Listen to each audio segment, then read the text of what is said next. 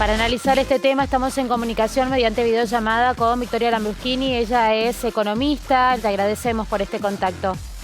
Bienvenida. ¿Qué tal? Buenas noches, Evangelina. Bueno, en principio, este 7,7%, ¿sorprendió? ¿Era lo que se esperaba para marzo? Sí, no, ha sorprendido en diversos ámbitos, incluso en sectores que hacen estimaciones propias de la inflación. La verdad que es un dato muy preocupante y que ha caído como un baldazo de agua fría, incluso en quienes vienen siguiendo el tema de manera más cotidiana. Se esperaba que esté cercana al 7 o levemente por encima del 7, pero un 7,7 ya da la pauta, digamos, de acercarse más al 8 sí, que para atrás. Y si bien marzo es un mes que tiene mucha estacionalidad, porque hay aumentos que siempre se dan en el mes de marzo, y también está habiendo un impacto marcado, sobre todo en el rubro de alimentos, del tema de la sequía, con todos estos consumos básicos. Fundamentalmente este mes impactó el aumento de la carne, de los lácteos, de los derivados, de la carne de pollo y los huevos.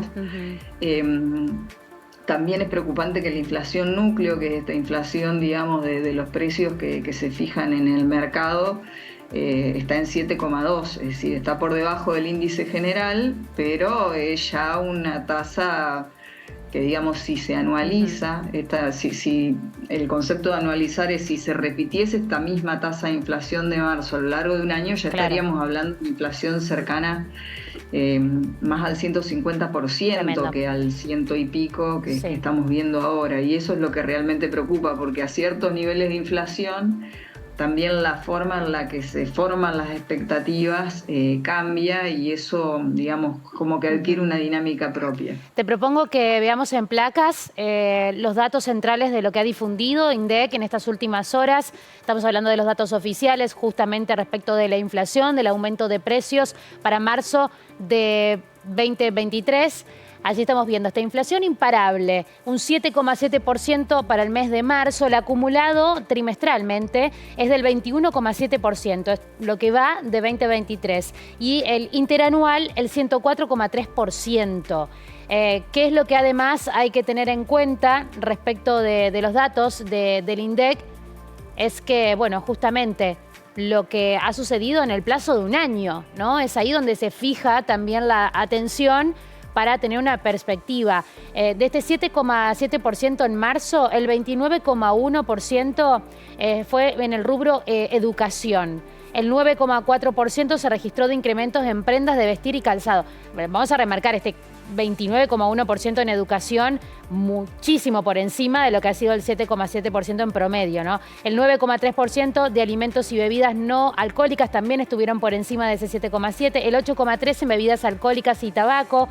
Se registraron incrementos del 7,9% en hoteles y restaurantes. Esto es dividiendo, ¿no?, por rubros todos los que estuvieron por encima del promedio del 7,7%. Lo que decíamos, bueno, el acumulado, un 21,7% en el primer trimestre, un 104,3% la inflación interanual. Bueno, allí algo de lo que estabas repasando en cuanto a los rubros específicos que disparan este nivel de inflación, ¿no?, que incluso estuvieron muy por encima del 7,7%. Sí, totalmente. Es decir, bueno, de esa placa me gustaría destacar un par de cuestiones. Primero, este aumento en educación, digamos, mucho tiene que ver con que en marzo en general es un precio regular. O sea, el rubro de educación hay muchas cosas, están también los útiles escolares, otros gastos, pero también incide en la cuota de los colegios privados.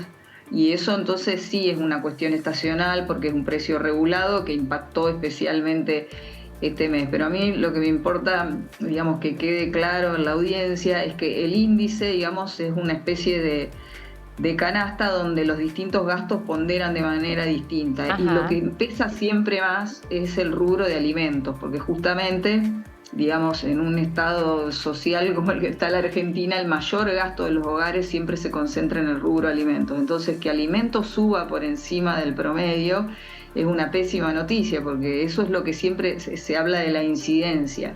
Es decir, más allá de qué porcentaje sube cada categoría, cuánto pesa esa categoría dentro del total del consumo. Y alimentos y bebidas no alcohólicas es claramente la categoría de mayor incidencia, y ahí estamos hablando de una inflación que va en los primeros 3 meses del año, que se han llegado a estimar, está cercana al 28%, por encima del 28%, en nuestra región cercana al 29%.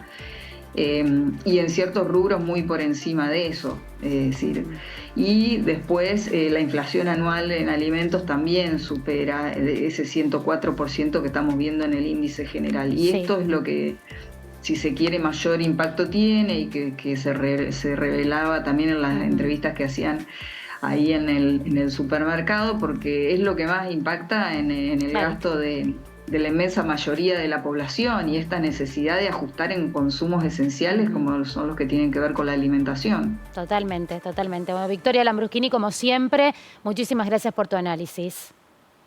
No, gracias a ustedes y buenas noches para todos. Buenas noches. Y vamos a llevar a cabo ahora una comunicación telefónica para seguir